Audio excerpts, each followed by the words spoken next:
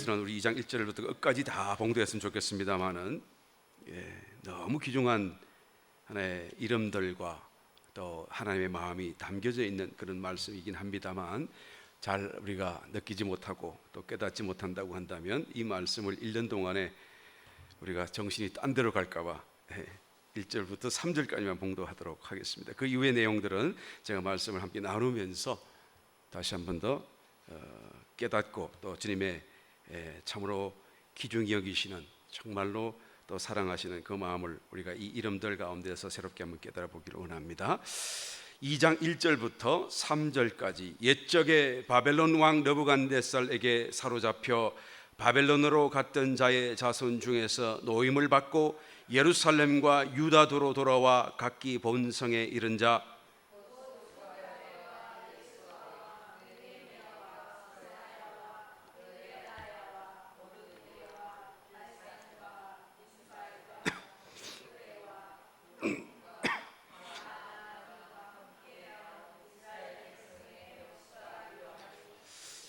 바로 그 자손이 2172명이요.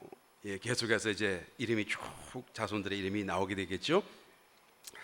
우리 2장의 말씀은 이제 바벨론 포로에서 이스라엘 땅으로 귀환한 사람들의 명단을 쭉 다 적어놨어요. 이 명단이 왜 그렇게 중요합니까? 왜 성경에 이렇게 많은 부분을 차지하도록까지 꼭 기록을 해야 될 필요가 있습니까? 그냥 보관만 해두면 될 것으로 우리가 생각할지 모르겠습니다만, 그러나 정말로 중요하고요, 또 어떤 사람인가 하는 것을 우리가 깨닫는 것이 또 우리에게도 직접적으로 필요한 사건이기 때문에 더욱 그렇습니다. 이 말씀 가운데 기록된 이름들의 그 형편과 또 주님의 마음을 우리가 이해하기 위해서 먼저 이 사람들의 그런 그 배경과 또 어떤 심적인 그런 어떤 상황들을 우리가 조금 더 살펴볼 필요가 있겠지요. 이 사람들이 그 바벨론의 포로로 잡혀간 지 꼭 70년 만에 다시 고국 땅 가나안 땅으로 돌아오게 되었었어요. 이 돌아오게 된 사건은 이방인 가운데 하나님께서 특별하게 준비하시고 기름 부으셨다고 하는 고레스라고 하는 페르시아의 왕을 통하여서 명령, 칙령을 내리게 되었죠. 그래서 바벨론의 포로로 잡혀갔던 그 모든 사람들이 이제는 한꺼번에 해방과 자유를 얻고 고국 땅으로 돌아가서 하나님을 위하여 성전을 짓게 하고 또 하나님께 예배하도록 하나의 칙령을 내리게 되는 것입니다. 이 칙령은 임금의 명령이긴 하지만 사실 명령이라기보다는 허락이라고 보는 것이 더 타당하겠죠.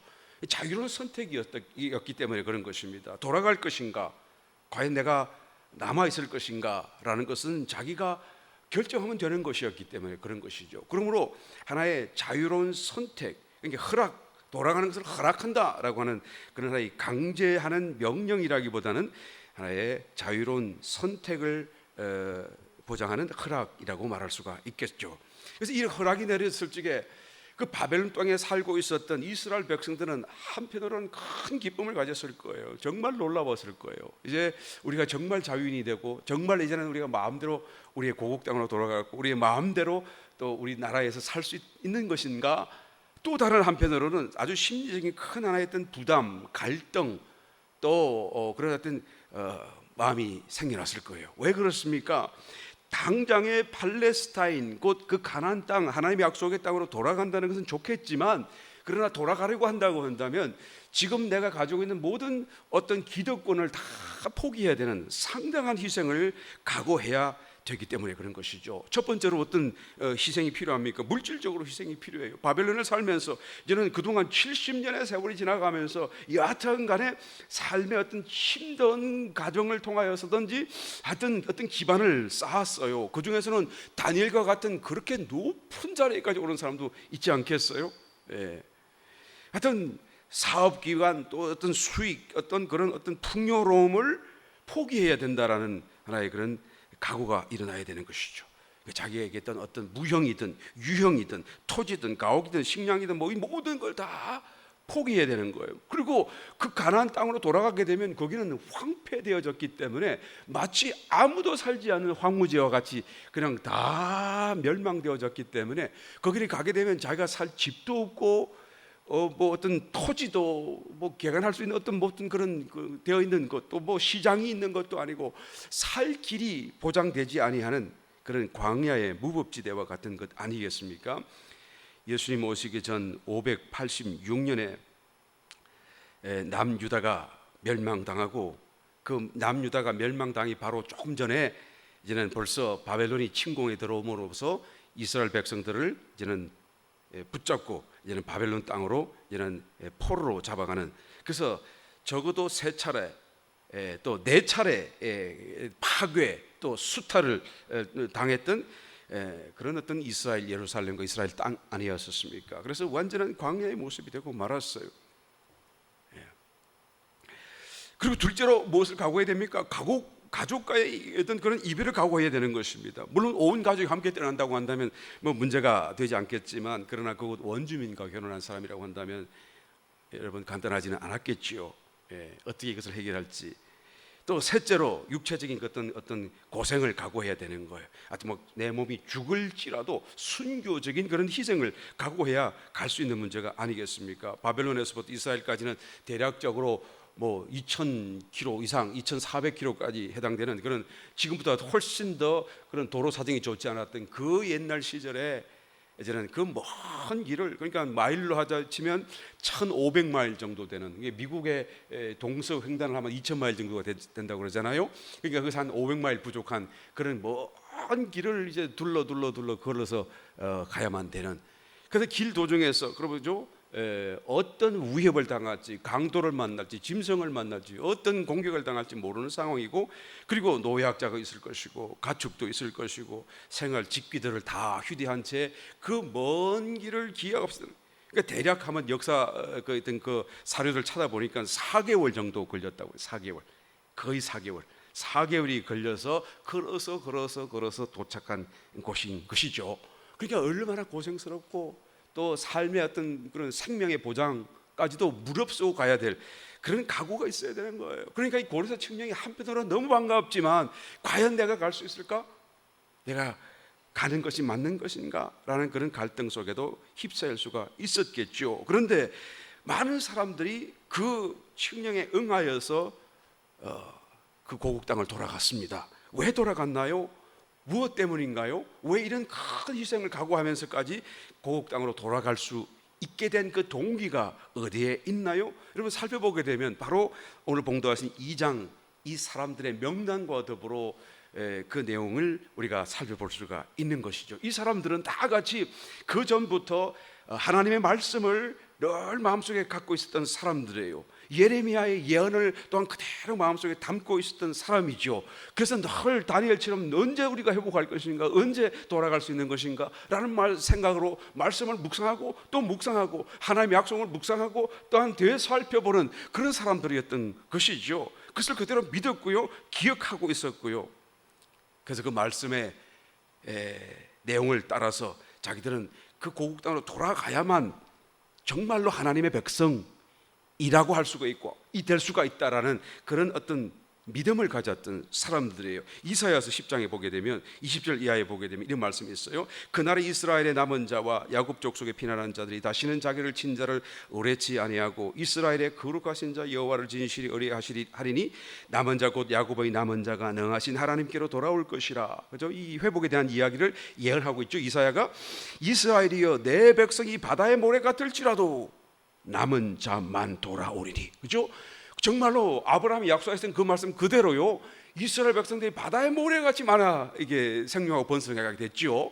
그런데 그 사람들이 우상을 섬기고 그냥 북이스라엘부터 망하기 시작하여서 다 침을 당하고 죽임을 당하고 흩어지고 망하게 되었잖아요. 그런데 그 바다의 모래 같았을지라도 남은 자만 돌아오리니 라고 얘기하는 거죠. 이 남은 자만 돌아오는 거예요. 이 돌아오는 이 사람들, 그죠? 남은 자 중에도 돌아오지 않은 사람이 있잖아요. 그 숫자가 얼마나 되는지 잘 모르겠어요. 제가 한번 찾아봤는데 정확한 사료가 없어요. 정확한 사료가 없어요. 아마 적어도 10만, 20만 정도는 되지 않았을까, 미니멈 그 정도 되지 않았을까 생각하는데, 여하튼 그 중에서 어느 정도의 사람들은 돌아오지 않아요. 그런데 이스라엘 백성들, 특별히 이 말씀을 믿는 사람, 나는 하나님의 백성이라고 생각하는 사람들은 내가 돌아가야지 하나님의 백성이다라는 것을 자기들은 마음속에 가지고 있었던 것이죠. 그렇지 않겠어요? 돌아가지 않는데, 하나님 말씀을 따르지 않는데, 순종하지 않는데 어떻게 하나님의 백성이 될 수 있나요? 하나님의 나라에 가야지 거기에서 하나님의 법이 시행되어지고 하나님을 예배하는 예배체가 유일하게 그곳에만 있을 수가 있는데, 거길 가지 않고 어떻게 하나님의 백성이 될 수 있나요? 어떻게 하나님의 좋은 것들을 내가 받을 수가 있나요? 여하튼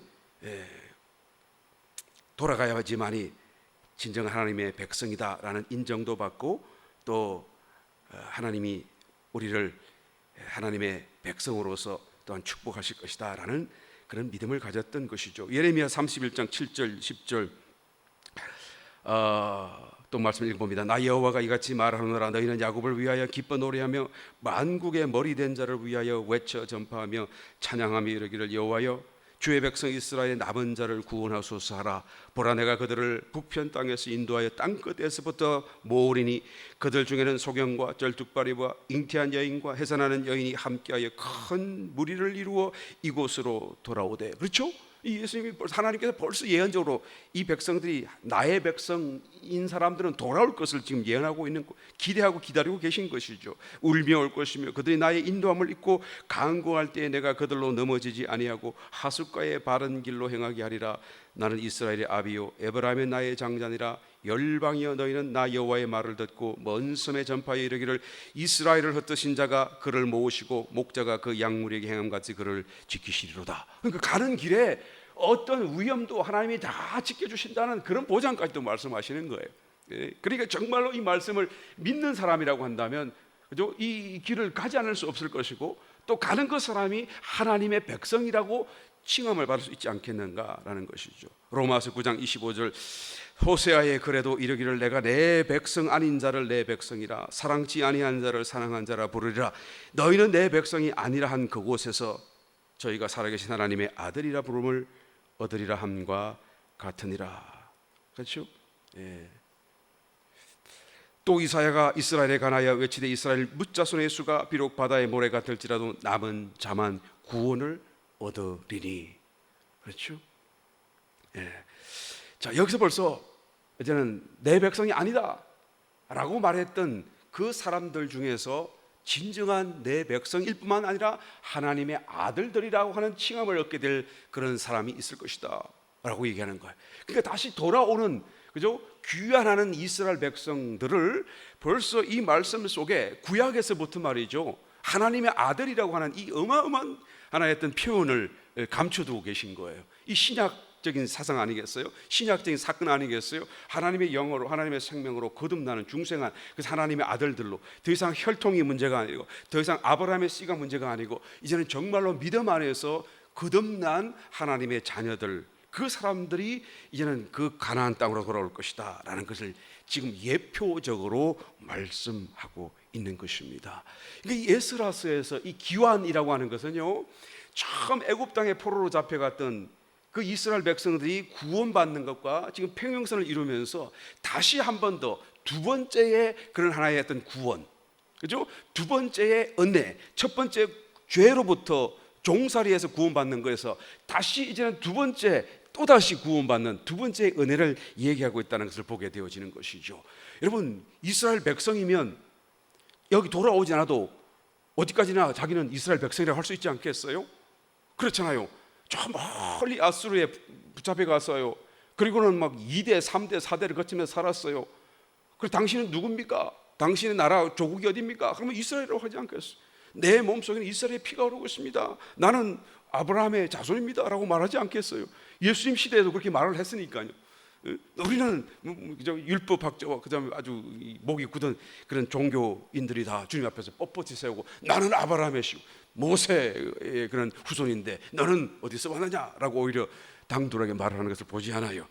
그런데 그 다 그냥 멀리 가 있어도 이스라엘 백성으로 태어났으면 그 피가 흐르는 이상에는 돌아오지 않아도 이스라엘 백성일 텐데요.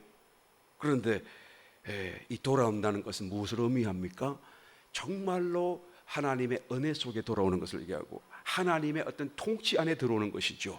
하나님의 율법이 시행되는 그 장소에 오는 것이고 하나님의 성전, 하나님의 임재가 있는 성전 앞에 와서 하나님을 예배하는 그런 자리에 오게 들어오는 것을 얘기하는 거예요. 오늘날도 마찬가지죠. 우리 구원받았어요. 예수 믿고 구원받았어요. 그런데 내가 지금 신앙생활하지 않습니다. 예배하지 않아요.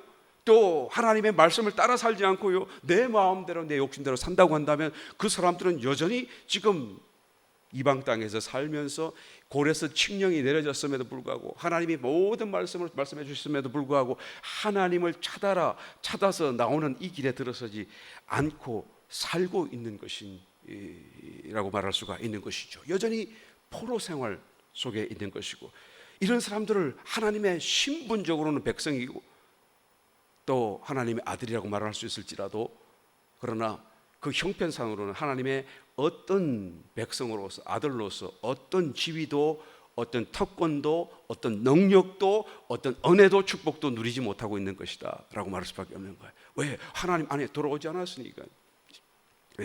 그리고 여기 자리에 모여서 예배할 수 있다는 것이 얼마나 놀라운 하나의 특권인지를 여러분 알고 계시죠? 할렐루야.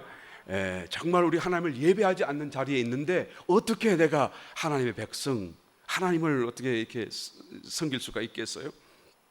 자, 그 다음에 돌아가는 것이 하나님의 백성이 된다라는 생각을 가졌고요, 또 그 땅으로 돌아가는 자만이 정말로 성경에 약속된 그 번영을 보장받는다라고 믿었다는 거예요. 그래서 반드시 우리는 돌아가야 한다라는 생각을 가진 것이죠. 예레미야서 23장 33절 4절, 내가 내 양무리에 남은 자를 그 몰려갔던 그 모든 지방에서 모아내어 다시 그 우리로 돌아오게 하리니 그들의 생육이 번성할 것이며 내가 그들을 기르는 목자들을 그들 위에 세우리니 그들이 다시는 두려워하거나 놀라거나 축이 나지 아니하리라. 여호와의 말이니라.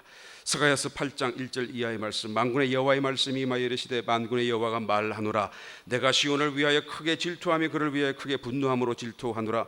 나 여호와가 말하노라. 내가 시온에 돌아왔은즉 예루살렘 가운데 거하리니 예루살렘은 진리의 성읍이라 일컫겠고 만군의 여호와의 산은 성산이라 일컫게 되리라. 만군의 여호와가 말하노라. 예루살렘 길거리에 늙은 지아비와 늙은 지어미가 다시 앉을 것이라. 다 나이 많음으로 각기 손에 지팡이를 잡을 것이요 그 성읍거리에 동남과 동녀가 가득하여 거기서 장난하리라. 만군의 여호와가 말하노라. 일이 그날에 남은 백성의 눈에는 기이하려니와 내 눈에 어찌 기이하겠노. 그렇죠. 황량하고 이제는 그냥 가시와 엉겅퀴만 휘잉하고 굴러다니는, 정말 사람 살지 않는 그런 광야의 무적지대와 같은 그런 예루살렘, 그 이스라엘 땅 가운데 갑자기 막 사람 사는 소리가 나는 거예요. 어린 소녀들이 막 뛰어노는 소리가 들리고 깔깔대는 소리가 들리고 가득하고, 그러니까 사람들이 깜짝 가만히 생각해 보니까 이거 정말 기적 같은 기이한 일이 아닌가라고 생각을 하게 된다, 그 말씀이죠. 만군의 여호와의 말이니라. 만군의 여호와가 말하노라. 내가 내 백성을 동방에서부터 서방에서부터 불러내고 인도하여다가 예루살렘 가운데 거하게 하리니 그들은 내 백성이 되고 나는 성실과 정의로 그들의 하나님이 되리라. 만군의 여호와가 말하노라. 만군의 여호와의 집 곧 전을 건축하려고 그 지대를 쌓던 날에 일어난 선지자들의 입에 말을 이때에 듣는 너희는 손을 견고히 할지어다. 그날 전에는 사람도 삭슬을 얻지 못하였고 짐승도 삭슬을 받지 못하였으며 사람이 대적을 인하여 출입에 평안치 못하였었나니 이는 내가 무사람으로 서로 치게 하였으니와 만군의 여호와가 말하노니 이제는 내가 이 남은 백성을 대하기를 전일과 같이 아니할 것인즉 곧 평안한 추수를 얻을 것이라. 포도나무가 열매를 맺으며 땅이 산물을 내며 하늘은 이슬을 내리니 내가 이 남은 백성으로 이 모든 것을 누리게 하리라. 유다 족속과 이스라엘 족속아, 너희가 이방 가운데서 저주가 되었으나 이제는 내가 너희를 구원하여 너희로 축복이 되게 하리니 두려워 말지니라. 손을 견고히 할지니라. 그렇죠? 이게 번영에 대한 그런 약속, 이것을 믿었던 것이죠. 사실 번영도 번영이지만요, 진짜 축복은 뭡니까? 그 땅 안에 들어간다는 것 자체가 가장 큰 축복이에요. 그렇잖아요? 이 지상 가운데 이제는 살만큼 뭔가 부귀영화를 누리고 있을지라도 온통 주변은 다 우상 숭배나 가득 차 있고 하나님을 섬기는 성전이 하나도 없어요. 바벨론에 잡혀 있는 상황이니까요. 또 아수리에 가 있는 상황이니까요. 그런데 이제는 하나님의 성전이 자기 앞에 있고 하나님을 예배할 수 있는, 그리고 하나님의 율법이 자기들의 삶을 통치하는 법이 되어지는, 그죠? 그냥 하나님의 다스림 안에 들어오는, 그 하나님의 나라 안에 들어오는 이 가나안 땅에 돌아오는 그 사실 자체가 가장 큰 번영이고 축복이고 은혜라고 하지 않겠어요? 여하튼 이렇게 깨달았는지 모르겠습니다만은, 여하튼 이 백성들이 여하튼 번영에 대한, 정말로 흔들리지 않은 하나님의 축복에 대한, 그런 보장된 축복에 대한 그런 믿음을 또한 갖고 있었던 거예요. 그래서 반드시 돌아가겠다 작정한 것이죠. 그래서 우리가 돌아가기만 하면 분명히 지금도 어느 정도 축복받았을지라도 더 놀라운 축복이 반드시 우리에게 약속되어져 있다라는 믿음을 가졌던 사람들이에요. 그래서 눈에 지금 보이지 않는 미래의 어떤 축복을 위해서 이제는 눈에 보이고 손에 잡히는 현재의 축복을 포기하기를, 그는 희생을 각오하는 그런 결단을 보인 사람들이 다 이 2장에 나오는 명단에 나타나는 것이죠. 여러분, 아브라함이 바로 믿음으로 그렇게 결정했잖아요. 갈대 우르를 떠날 때 그는 70세였고 정말로 모든 기득권을 가졌던, 그 당시 그 지역에서 어느 정도 좀 잘 사는 집안에 있었던 그런 아브라함이었잖아요. 그런데 그것을 다 포기하고 갈 곳을 알지 못한 채 떠나나왔던 거예요. 이게 바로 믿음이었고요. 그 믿음을 따라 하나님이 축복해 주셨잖아요. 그래서 아브라함이 정말로 믿음의 아버지가 된 것처럼, 지금 이 제2의 믿음의 결단, 그죠? 하나님의 은혜, 정말로 가나안 땅에 그런 들어가기 위한, 그죠? 좋은 땅이신 예수 그리스도의 어떤 품 안에 들어가서 하나님의 어떤 통치, 하나님과의 어떤 그런 임재 안에서 살기 위해서는 우리가 단호한 눈에 보이는 것, 손에 잡히는 것, 내 생각에 좋은 것, 내 계산으로 더 나아 보이는 것을 다 포기할 수 있는 그런 믿음의 결단이 반드시 일어나야 한다라는 것을 말씀해 주고 있는 것입니다. 사도행전 14장 22절, 제자들의 마음을 굳게 하며 이 믿음에 거하라고 하고, 또 우리가 하나님 나라에 들어가려면, 사도 바울이 이제 교회에 있는 남은 사람들에게 권면하면서 이런 말씀하고 하죠. 우리가 하나님 나라에 들어가려면 많은 환난을 겪어야 할 것이다. 환난을 겪어야 한다. 그러니까 우리가 그냥 하나님 나라 그냥 좋고 그냥 축복하고 믿으면 다 그냥 저절로 다 좋아지는 것이 아니라, 정말로 축복된 자리, 정말로 하나님이 우리를 위하여 예배해 놓으신 그 하나님의 나라에 들어가기 위해서, 그죠? 가나안 땅에 들어가기 위해서 어떻게 합니까? 환난을 겪어야 한다, 그 말이에요. 환난을 겪지 않는데 나는 들어왔어요. 그거 있을 수 없는 것이죠. 예수님이 말씀하셨습니다. 누가복음 14장 26절 이하에, 물은 내게 오는 자가 자기 부모, 처자, 형제, 자매 및 자기 목숨까지 미워하지 아니하면 너희 나의 제자가 되지 못하고, 누구든지 자기 십자가를 지고 나를 쫓지 않는 자도 너희 나의 제자가 되지 못한다. 그렇죠? 내가 어떤 희생하는 것이 없다고 한다면, 나는 정말 좋아요, 매일 좋아요, 모든 것이 다 잘 됐어요 라고만 한다면 자기의 그 신앙생활을 돌아봐야 되는 것입니다. 죄송한 말씀입니다만은 돌아봐야 돼요. 내 마음속에 아무런 문제가 없고 아무런 문제가 있어서 내 마음이 걸리지 않고 문제가 있음에도 불구하고 그것이 전혀 나에게 이제 바드가 되지 않고 한다고 하는 것은 정말 좋은 일이지만, 그런데 애초부터 문제도 없고 어려움도 없고 어떤 환난도 없고 핍박도 없고 아무런 고민이 없이 그냥 나는 늘 좋아요 하고 있다고 한다면, 내가 지금 가는 길이 가나안 땅을 향해서 가고 있는 것인가, 아니면 내가 세상을 향해 가고 또 가고 있는 것인가, 우리 살펴봐야 되는 거예요. 여러분, 이 환난이라는 것이 괴로운 일이지만 사실은 이 환난을 통과하지 않으면 가나안 땅에 갈 수 없다라는 것을 여러분 분명하게 보여주는 것이에요. 지금 이 에스라서에서 너무나 아주 그냥 사실적으로 보여주고 있는 거예요. 기환자들의 명단을 한번 볼까요? 정확하게 먼저 하나 둘 셋 네 그룹이 있어요. 네 그룹이, 첫 번째 그룹은 1절부터 35절 읽지는 않을 거예요. 여러분 또 읽다가 보면 그냥 정신이 탁 딴 데로 가실까 봐. 이름을 너무 귀중한 이름들인데요, 나중에 여러분 또 깨달아지고 느껴지면 집에 가서 혼자 하나하나 이름을 하면 쓰담, 요즘 말로 쓰담 하듯이 하시면서 한번 읽어보시길 바랍니다. 얼마나 귀중한지 이 이름들이 주님의 마음이 느껴질 수가 있을 것입니다. 1절부터 35절의 명단은 이 귀한 자들의 지도자들과 또 그와 함께한 일반 백성들의 명단이 나와요. 그 지도자들 가운데 스룹바벨과 예수아가 가장 아주 독보적인 그런 지도자였었죠. 스룹바벨은 다윗 가문의 후예입니다. 남유다가 멸망할 때 바벨론으로 끌려간 여호야킨 왕의 그 손자가 바로 이 스룹바벨이었죠. 왕족이에요, 왕족이고요.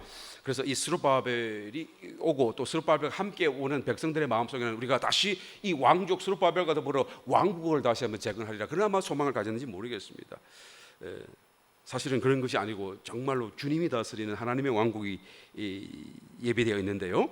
그 다음에 예수야라고 하는 이분은 그의 정조부, 그의 할아버지가 대제사장이었었죠. 느부갓네살에 의해서 그때 살해를 당했고, 그 아버지는 바벨론으로 끌려갔던 그런 여호사닥, 이름 여호사닥, 나중에 3장에 가서 보면 나오죠.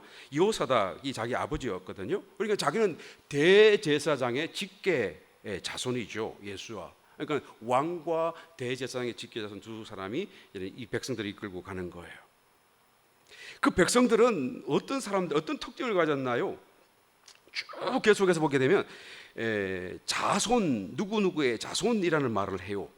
바로스 자손, 스바다 자손, 아라 자손, 뭐 이렇게 쭉 자손을 얘기하는데, 이게 다시 말하면 우리가 씨족, 우리가 어느 가문에 속했다라는 어떤 그런 씨족, 집안의 그 가문, 그 어떤 계보를 잊지 않고 보관했었고, 또 정명해내어 주었었고, 나는 이 가문의 자녀입니다라고 말할 수 있었던, 그래서 시족 단위로 다 분류해가지고 이 백성들을 이제 기록하고 있어요.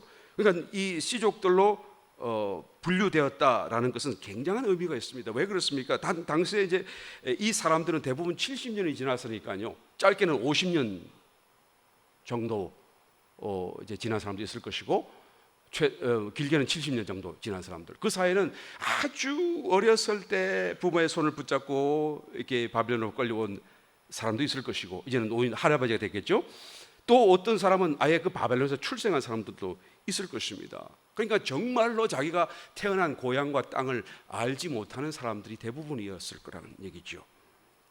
그런데 나는 지금 누구의 가문입니다 라고 말한다는 것은 자기가 벌써 그 자기의 부모가 일려준 어떤 자식 집안의 그런 가계, 그 보계를 기억하고 또는 그것을 기록해 놓은 것이 있다고 한다고 해서 보관해 두었다라는 것을 얘기하죠. 왜 기억했을까요? 왜 보관했을까요? 지금 이방 땅에 살면서요, 포로로 살면서요, 그 다 망한 나라에, 그죠? 망한 국가에, 망한 그 집안에 뭐 아무것도 남아있지 않은 그런 보계, 가계, 그 족보를 왜 보관할 필요가 있나요? 바로 앞에 말씀드렸던 것처럼 하나님의 말씀, 예레미야 선지자와 이사야 선지자와 그런 선지자들의 말씀을 믿었기 때문에 자기들은 반드시 본토로 돌아간다. 우리는 반드시 그 예언대로 우리는 우리 고향 땅으로 다시 살아서 돌아갈 것이다라는 그런 믿음을 가지고 있었기 때문이다라는 거예요. 이 두 번째 무리는요, 그냥 자신들의 그런 어떤 가계, 씨족의 가계, 그것을 잊어버렸지만 이제 또 보게 되면 20절 이하의 말씀을 보게 되면 깃발 자손, 여러분 그냥 제 말씀만 들으시면 돼요. 깃발 자손, 베들레헴 사람, 너도바 사람, 이런 식으로 또 이렇게 쭉 나와요. 35절까지. 이 사람들은 자기가 누구의 씨족, 이 가문이다라는 말을 못하지만 내 아버지, 내 할아버지가 저기 기본에 살았어요. 베들레헴 사람, 베들레헴에 살았어요. 우리의 부모님의 고향이 베들레헴이라고 하는 그 자기의 어떤 조상들의 고향을 잊지 않고 기억하고 있었던 사람들이다라는 것을 또한 증명해 주고 있지요. 그러니까 여하튼 이러든 저러든 자기는 여하튼 이스라엘 사람이다라는 어떤 분명한 어떤 정명 또는 어떤 그것을 기억하고 보관했던 사람들이 바로 이 백성들이다라는 거예요. 그런데 여러분, 여기서 우리가 질문이 생겨납니다. 왜냐하면 바벨론이 BC 586년, 예수님 오시기 586년에 멸망당했는데, 이스라엘이 남유다가요, 바벨론에 의해서. 그런데 그 전에 한 136년 전에 예수님 오시기 BC 722년 맞나요? 그러면 136년 차이가 나나요? 776년인가? 아니야, 722년 맞다. 722년. 그죠?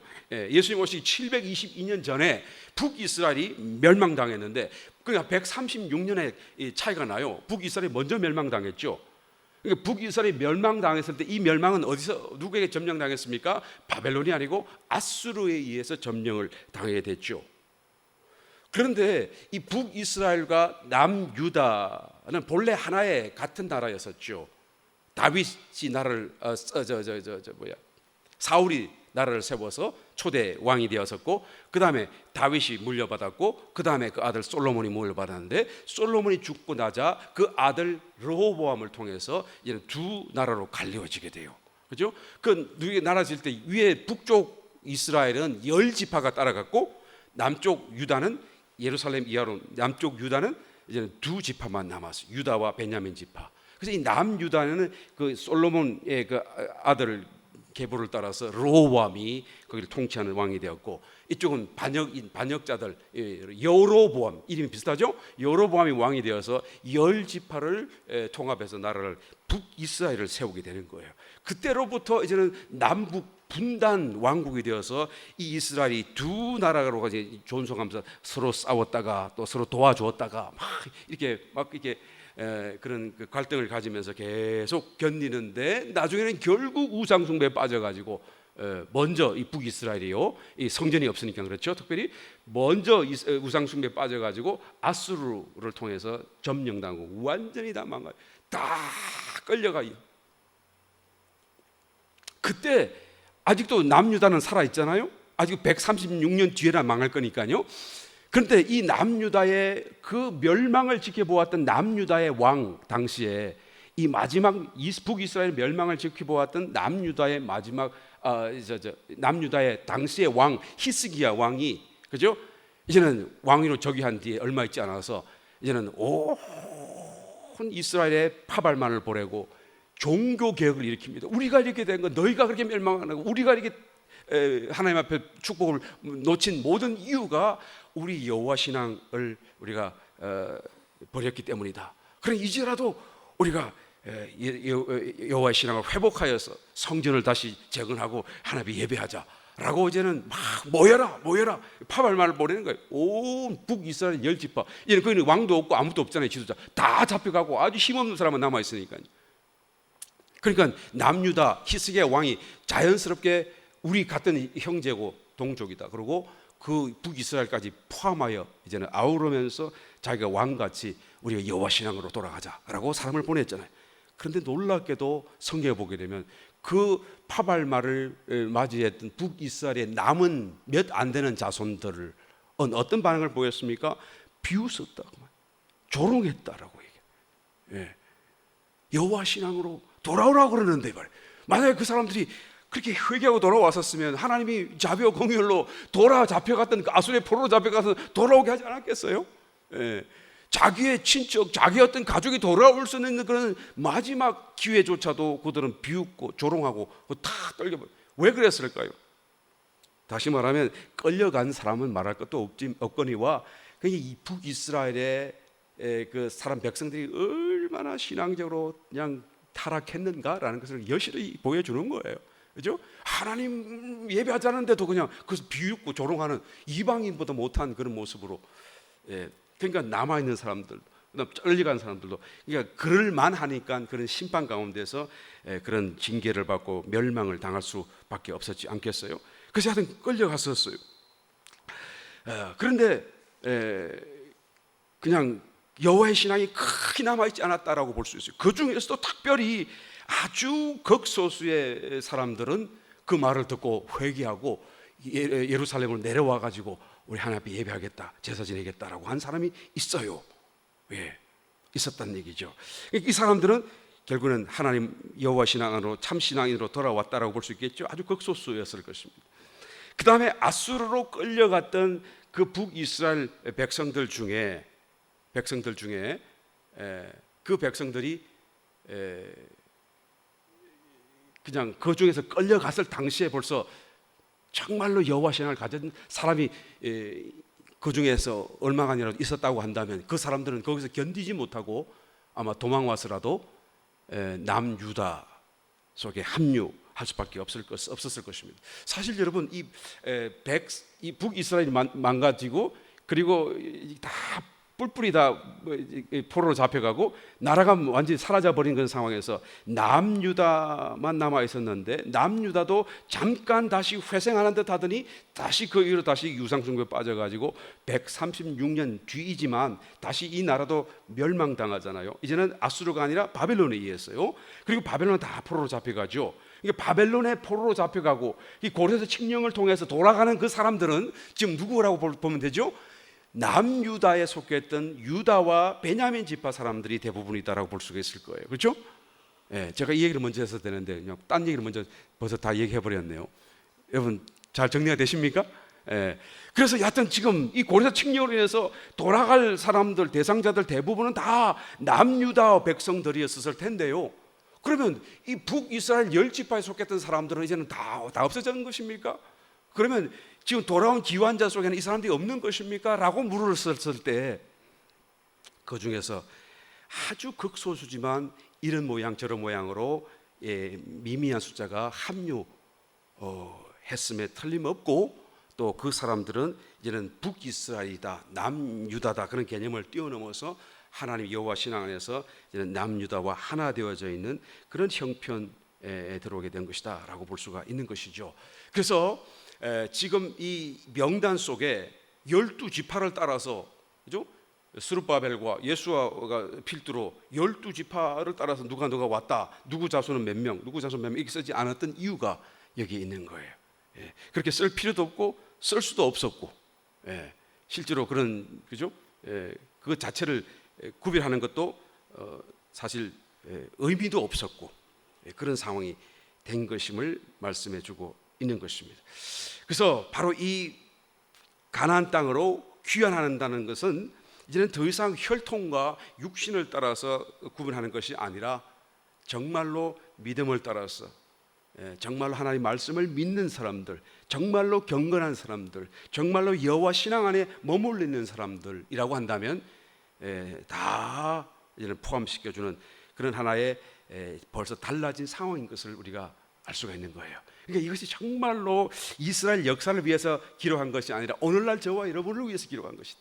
그렇죠? 정말로 믿음 안에서 우리가 구원받았지만 다시 하나님을 찾고 다시 예수님 안에서 임재 안에 들어가게 살고 정말 두 번째 은혜 속에서 정말로 이기는 자의 반열 속에서 승리하는 자로서 살기 위해서 나의 모든 자기 십자가를 지고 다 희생하면서 들어가겠다고 하는 그런 사람, 정말 남은 자의 그런 신앙을 위한 하나의 어떤 예표로서 우리에게 영적인 어떤 비유로 또 예표로서 보여주고 있다는 것을 우리가 알아야 되는 것이죠. 두 번째 무리가 어떤 무리입니까? 36절 이하로 보게 되면 42절까지 제사장과 레위인들의 명단을 또한 소개해주고 있어요. 제사장과 레위인들. 여러분 제사장과 레위인들을 왜 구별하죠? 원래 제사장들도 다 레위인들이잖아요. 그런데 왜 굳이 제사장과 레위인을 구별합니까? 그만큼 제사장들이 해야 될 어떤 역할이 특별했기 때문에 구별한 것이라고 말할 수밖에 없어요. 그 사역의 어떤 특수성 때문에요. 그래서 전체 귀환자 수가 2장 끝에 보게 되면 42,360명이라고 기록되어져 있는데 제사장들의 귀환자 수는 4,289명이에요. 대략 한 10명당 1명꼴로 제사장의 숫자가 귀환했던 것이죠. 그러니까 제사장들이 상당히 많은 비율을 차지하고 있었던 거예요. 귀환자 수에. 제사장들은 뭐 당연히 그렇게 하지 않았겠는가? 왜? 성전을 건축하러 가고 그다음에 말씀을 따라가는 것이고 하나님을 섬기러 가는 것이니까요. 그러니까 사명감에 투철하고 그다음에 본래 그런 직분과 그런 직책을 가졌던 사람으로서 또 그냥 당연히 가지 않았겠어요? 제사장들은. 그러니까 상대적으로 이 비율이 더 높을 수밖에 없었던 것이다. 그런데 문제는 그와 함께 같은 지파인 레위인들은 과연 몇 명입니까? 성경을 보게 되면 341명에 불과했다라고 기록하고 있어요. 2장 안에 여러분 찾지는 않겠습니다만 그렇게 기록하고 있거든요. 40절 이하에 읽어보게 되면 42절에 정확히 나오네요. 139명. 그러니까 앞에는 몇 명이 있었나요? 제사장들은 4,300명 가까이 되는데 이 레위인들은 얼마입니까? 139명밖에 되지 않아요. 근데 또 옆에 뒤에 노래하는 사람, 뭐 성전을 지키는 사람, 뭐 찬양대 문지기는 사람까지 다 보태면은 그래도 숫자가 조금 더 많아지긴 하는데요. 그래도 341명밖에 되지가 않아요. 그러니까 전체 제사장 수에 비하면은 굉장히 적은 숫자죠. 예. 레위인들의 역할이 뭐였었습니까? 제사장이 제사를 이렇게 지낼 때 그 제사 업무를 뒤에서 도와주는 그런 하나의 역할이었었죠. 드러나지 않고요, 표시나지 않고요, 주목하지 않는, 그러니까 뒤에서 막 이렇게 해주는 그런 봉사 같은 그런 일들이었죠. 찬양대, 막 제사할 때 그냥 또 때를 맞춰서 막 이렇게 나팔을 불고 하는, 또는 성전 문지기, 성전에 또 어떤 부정한 자가 들어오면 안 되니까요. 이런 문지기의 역할, 이런 것들을 레위인들이 했던 거예요. 사실 전문적인 일이라고 할 수도 없고, 비교하면 제사장과 같은 레위인으로서의 제사장과 비교해 보게 되면 또 비교했을 때 제사장들의 일 사역보다는 그렇게 중요한 일 같지도 않아 보이는 거예요. 그래서 아마 이 백성들이, 레위인들이, 나는 뭐 가도 뭐 그렇게 중요한 역할도 아니고 나는 꼭 있어야 될 건 아닌 것 같은데요, 아마 그렇게 사전에 포기했는지도 모르겠어요. 사실 여러분, 이 별로 중요하지 않고 전문적인 일 같지 않아 보이지만 사실은 굉장히 중요한 일입니다. 왜 그래요? 없으면, 레위인들이 없으면 말이에요, 제사장들만 갖고는 제사를 지낼 수가 없어요. 그 제사를 지낸다는 게 굉장한 사건이거든요. 이거 엄청난 일이잖아요. 뭐 그렇잖아요. 염소 한 마리 잡는 것도 얼마나 많은 손이 가야 돼요. 예?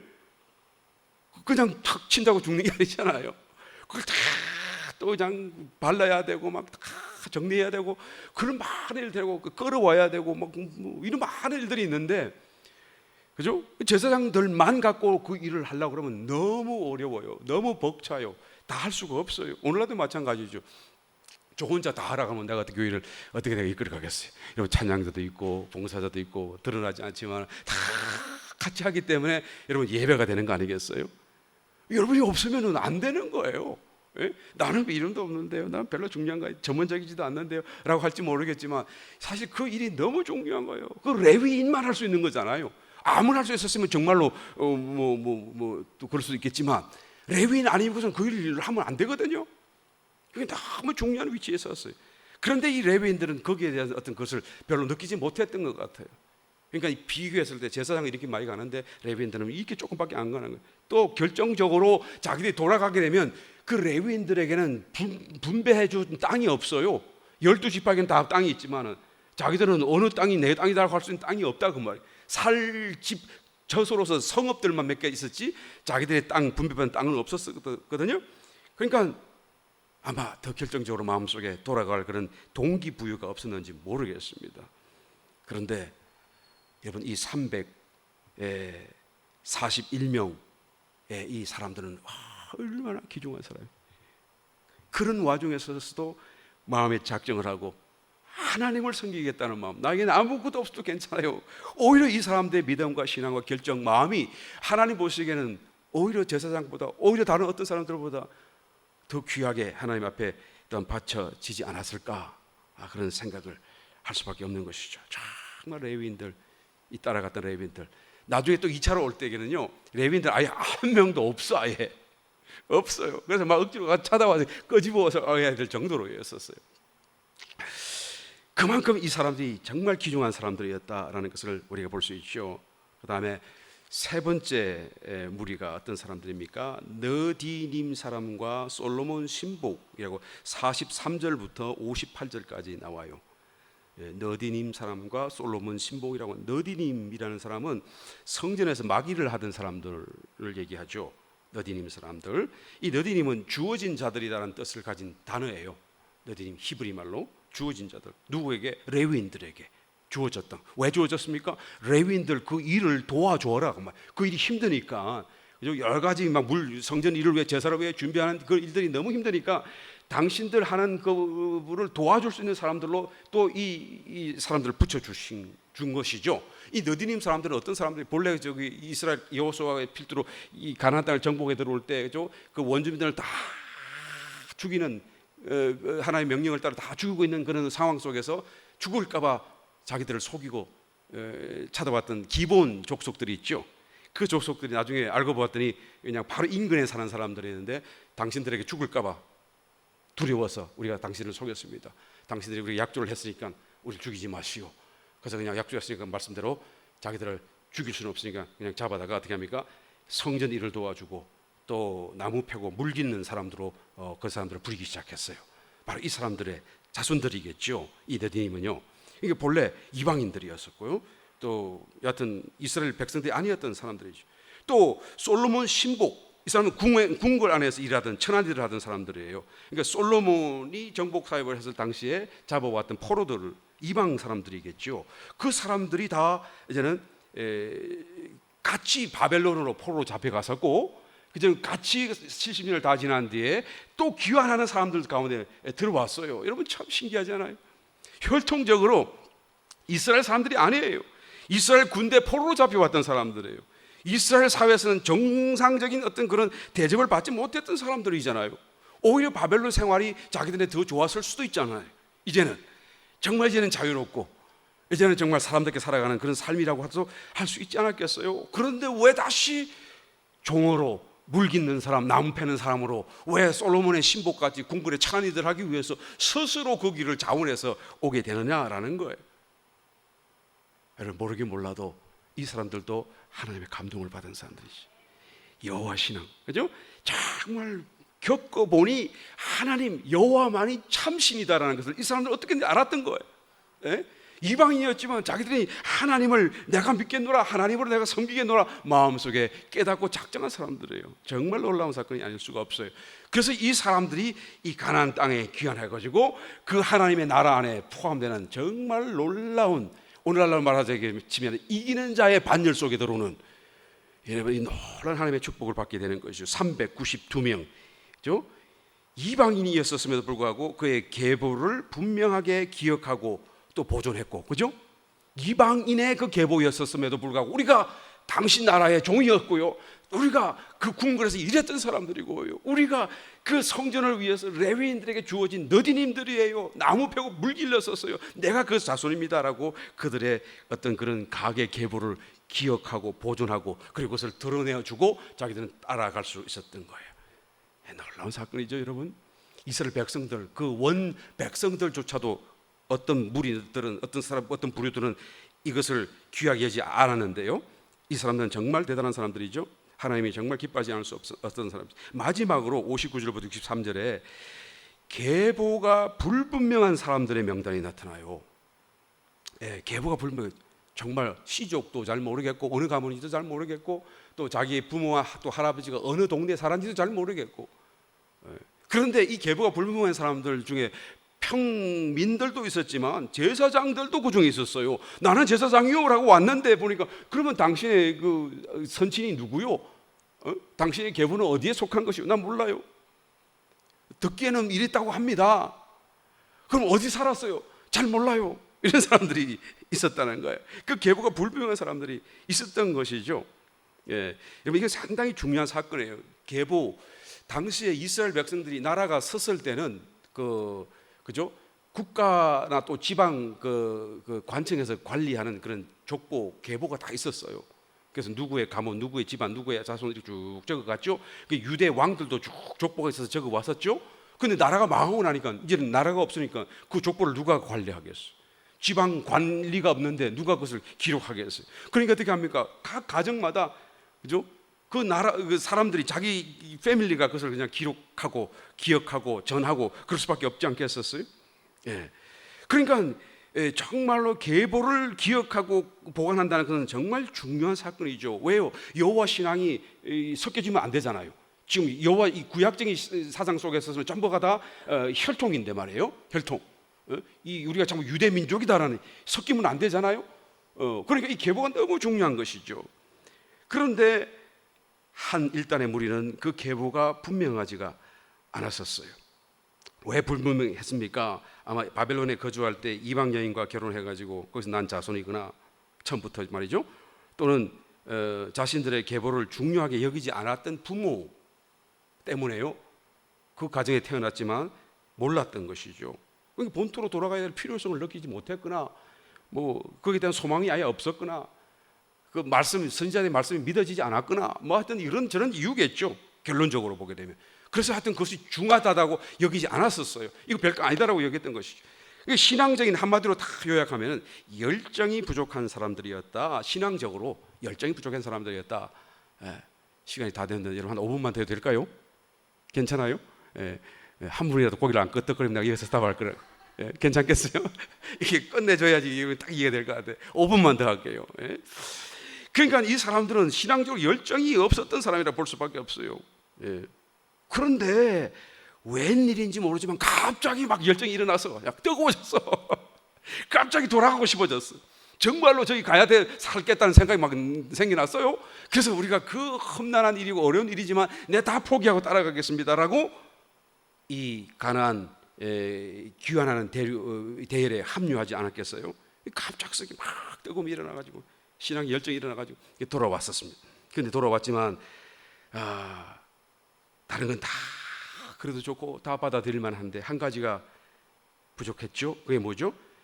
결국 그 계보가 불분명하다는 것 사실. 당신들은 이 자리에 오기까지 당신들의 족보를 다 먼저 준비했었어야 했고 거기에 대한 어떤 그런 분명한 어떤 그것이 증명할 수 있는 어떤 것이 있어야 되는데 그것이 없다라는 사실 때문에 이 말씀을 지금 이정에서 한번 읽어보겠습니다. 어떤 일이 벌어졌나요? 62절로부터 한번 읽어볼게요.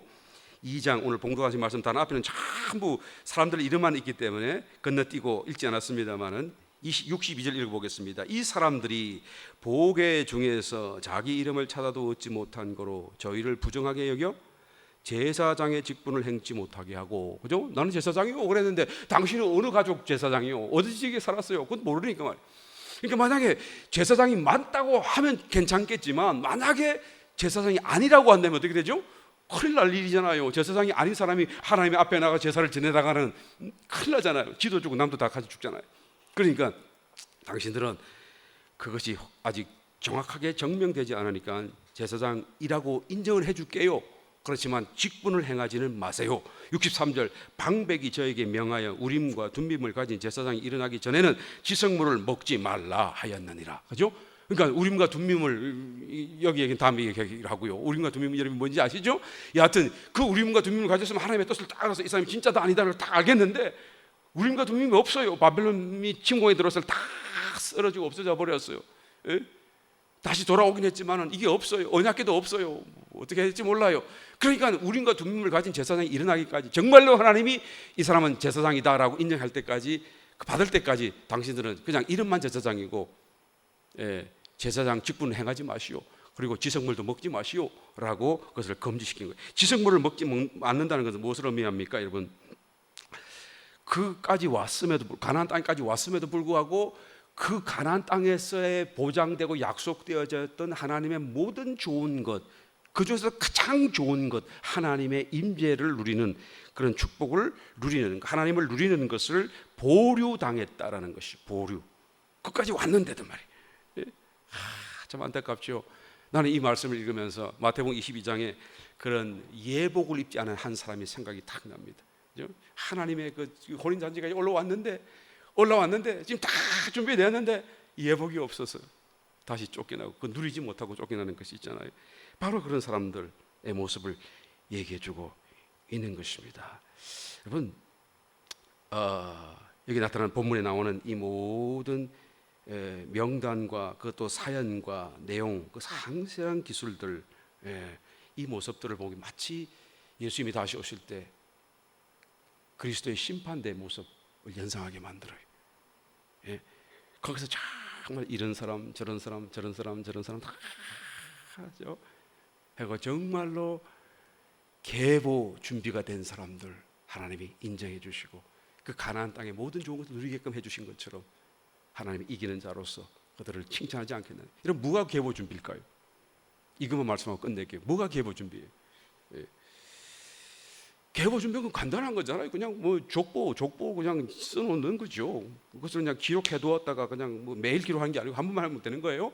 그리고 그것을 잘 보관해 두고 또 기억 잘하고 그게 계보 준비잖아요.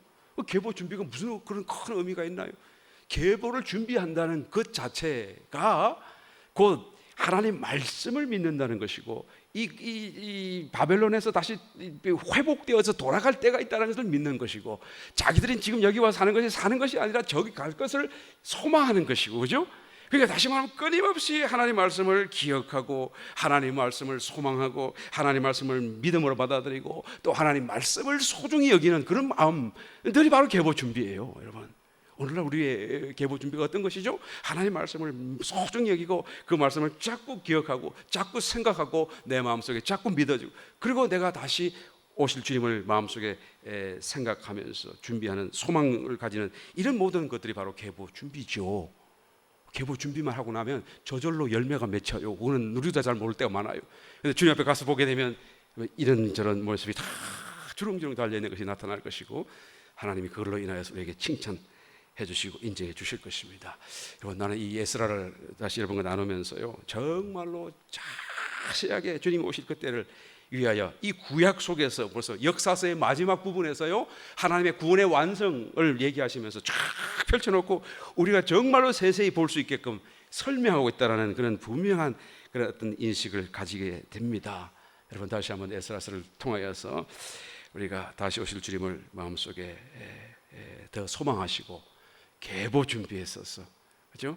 정말 이방인으로서, 심지어는 그 너디님 사람 같은 사람조차도 계보를 가졌더니 인정받고 이기는 자의 반열 속에 들어갈 수 있었던 것처럼 말이죠, 저와 여러분들이 이와 같이 이기는 자로서 다 서게 되시기를 예수님의 이름으로 축원드립니다.